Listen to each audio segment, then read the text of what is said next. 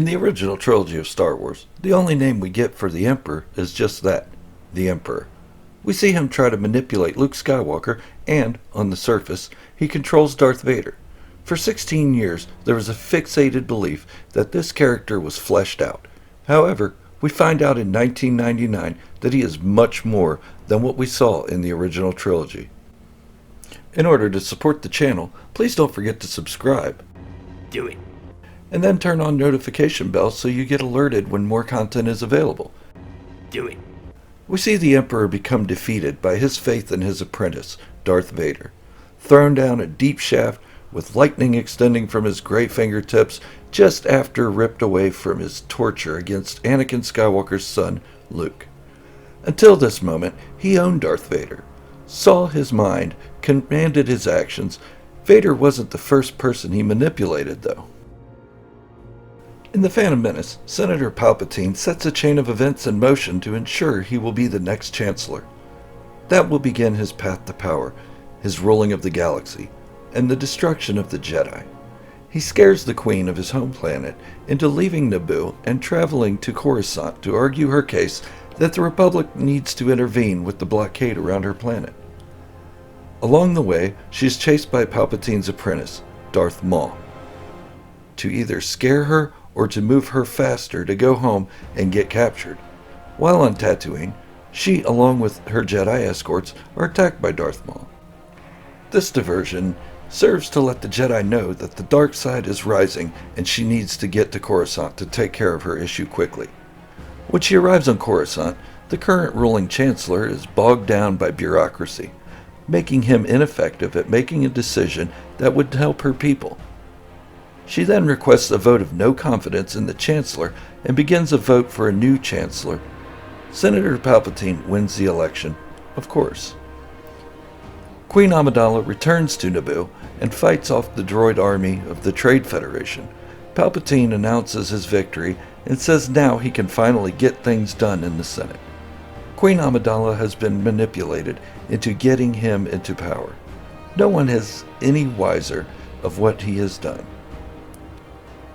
The Jedi Council is now distracted by the rise of the Sith Lord, Darth Maul, and Palpatine begins his power. This is where we begin to see just how intricate his plan is. There is a proper apprentice for the proper time, and for a Sith Master to hold on to any apprentice for too long would mean certain death for that master.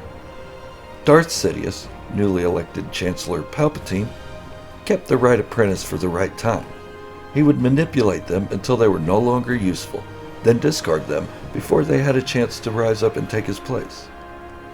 Darth Maul has been discussed as a sympathetic apprentice to, quite possibly, the greatest Sith Lord to date. Darth Maul was an assassin meant to shake the foundation of the Jedi Order and the Jedi Council itself.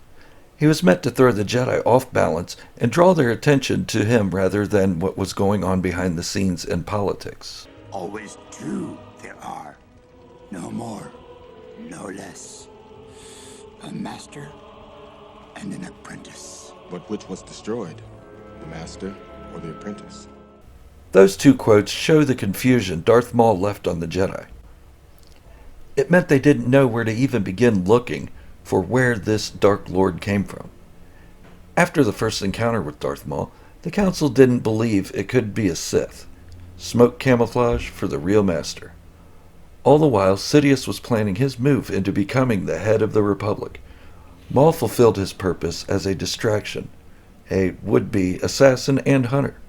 He drove Amidala from her home and into Palpatine's arms on Coruscant. Once Maul was defeated by Obi-Wan on Naboo and dropped down a deep exhaust shaft, Sidious needed a new apprentice for the next phase of his move to become a totalitarian ruler. True, he was already Supreme Chancellor, but he needed to have an enemy to make the public fearful, and in turn, make the Senate want to create a grand army of the Republic. Who better than a political idealist who wanted his home world to be left alone by the Republic? A former Jedi who left the Order to rule and care for his home planet of Sereno, a former Padawan to Yoda himself, Count Dooku. He was who Sidious needed for the next move, someone he could turn easily to the dark side and convince to build an army against the Republic. So Count Dooku staged a murder attempt on the very senator who blocked the Military Creation Act, knowing one of two things would happen. Either the attempt would be successful and she would be killed, in turn scaring the rest of the Senate into wanting to be protected, or the attempt would fail and she would go into hiding until the threat was gone. The latter was the case. Senator Amidala, who was former queen, went into hiding on her home world of Naboo, with a Jedi Padawan as her protector, Anakin Skywalker. She left in charge Jar Jar Binks. This plan of Sidious and Dooku worked better than they could have ever hoped for. The simple Gungan voted for immediate and emergency powers be granted to the Supreme Chancellor. This would give Sidious the power to create the army on his own, without a vote from the Senate, thus beginning the Clone Wars. Dooku was needed throughout this period to keep up the charade of the Clone Wars in order to weaken the Jedi further, draw their attention to battle, involve them in the wars as leaders of the Republic in order to destabilize them further. It worked. It caused arrogance in the Jedi Council and the Order itself. They rushed Padawan training in order to make their leaders faster and rushed into battle, instead of remaining the guardians of peace. When the time was right, Sidious struck. He initiated Order 66, a directive that made the clones turn on their Jedi generals and commanders. This order nearly wiped the Jedi into extinction. But not before choosing his next apprentice for the final phase. Dooku had lived past his usefulness by the time Anakin Skywalker rent Dooku's head from his shoulders. Just as Darth Maul had served out his purpose as a hunter, yet another apprentice who would not live long enough to kill his master and threaten his control of the galaxy. Darth Sidious had his sights on a new apprentice long before the first part of his plan, the man who defeated his last apprentice, Count Dooku.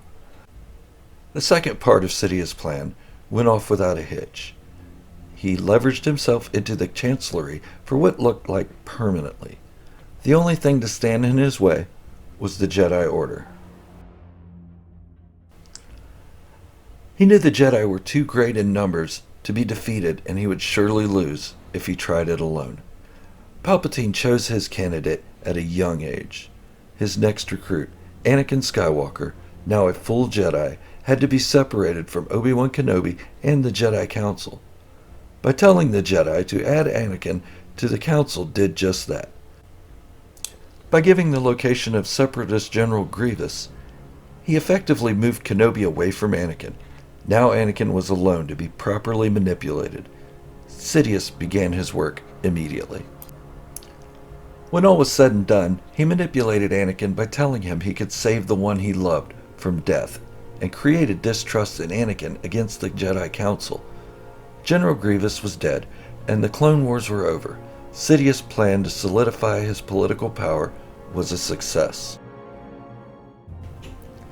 The final step in recruiting Anakin came when Anakin saw Jedi Master Mace Windu attempt to assassinate the Chancellor.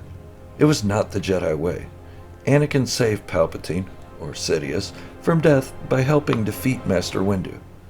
There was no turning back. Anakin had stepped into the dark side of the Force and couldn't return. With that single act, Anakin was split down to his spirit and mentally unstable enough to take his new master. This was Darth Sidious' final piece to his elaborate plan. He had the right apprentice to enforce his new empire.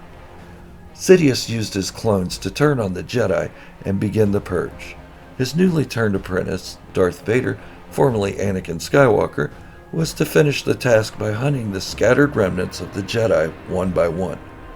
He was successful to most degrees.